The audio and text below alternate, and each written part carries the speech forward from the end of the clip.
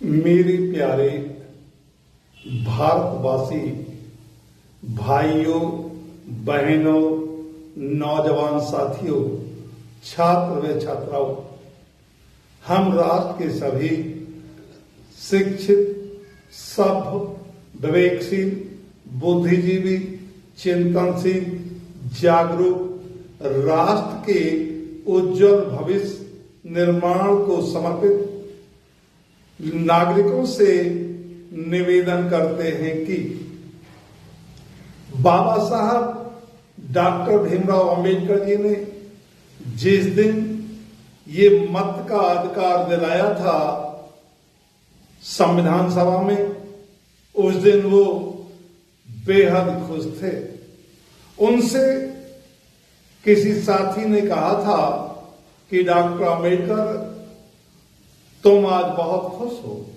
उन्होंने कहा था मेरे अपने जीवन का एक बहुत बड़ा मकसद जिसे आज मैं प्राप्त करने में सफल हुआ हूं, मेरे लिए खुशी की बात है।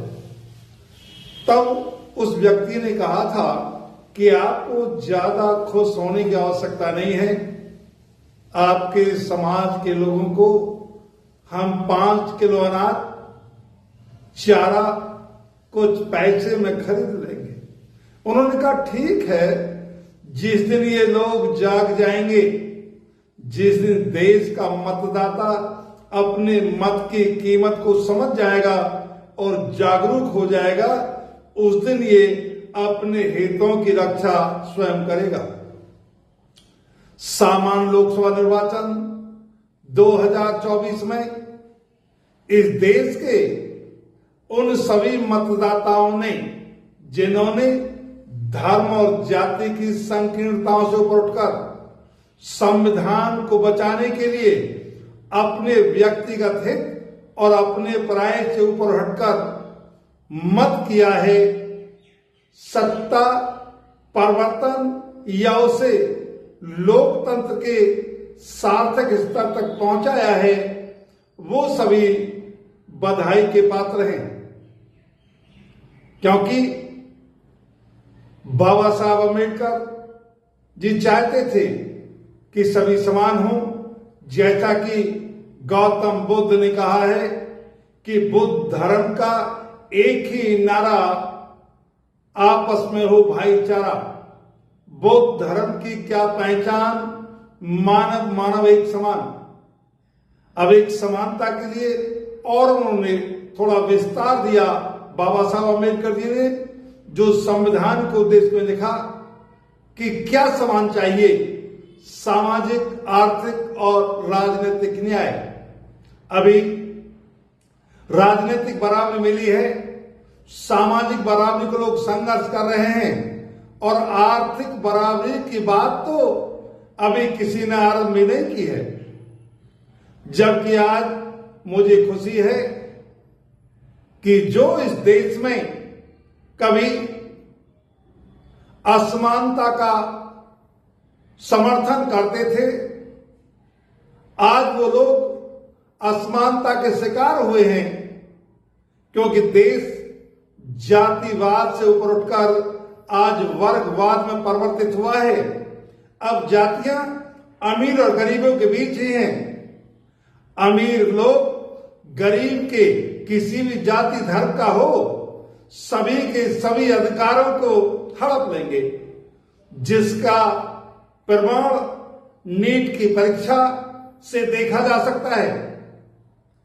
आप ये देख सकते हैं कि जिन लोगों के समर्थन से सरकार बनी थी, सरकारें बनी थी, जिन्होंने समर्थन किया था, आज वही सरकारें उन्हीं के साथ भेदभाव कर रही हैं और उन्हीं का समर्थन करने वाले लोग आज सड़कों पर हैं और उन्हीं के समर्थक, उसी सरकार के लोग उन पर लाठियां चला रहे हैं।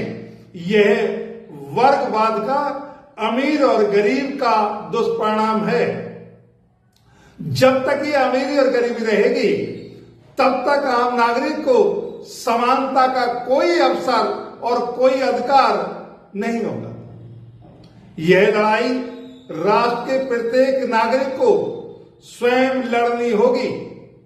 आज जो लोग बाबा साहब का नाम लेते हैं, गौतम बुद्ध की बात करते हैं और जातिवाद का समर्थन करते हैं, मुझे नहीं लगता कि वो अंबेडकर जी के अनुयायी हैं या गौतम बुद्ध के अनुयायी हैं अथवा महात्मा फूले को अपना आदर्श मानते हैं।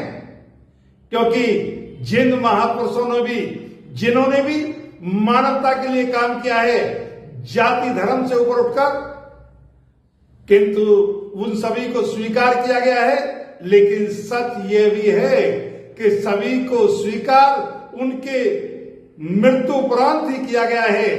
जीवन काल में तो ऐसे निष्ठावान मानवीय लोगों को जो राष्ट्रीय और मानवता के लिए काम करते थे, उनको मूर्ख और पागल और गद्दार कहा गया है। आज राष्ट्र के सभी लोग सभी संकीर्णताओं से ऊपर उठेंगे और प्रत्येक स्तर पर समानता की आवश्यकता को महसूस करेंगे और उसके लिए संघर्ष करेंगे।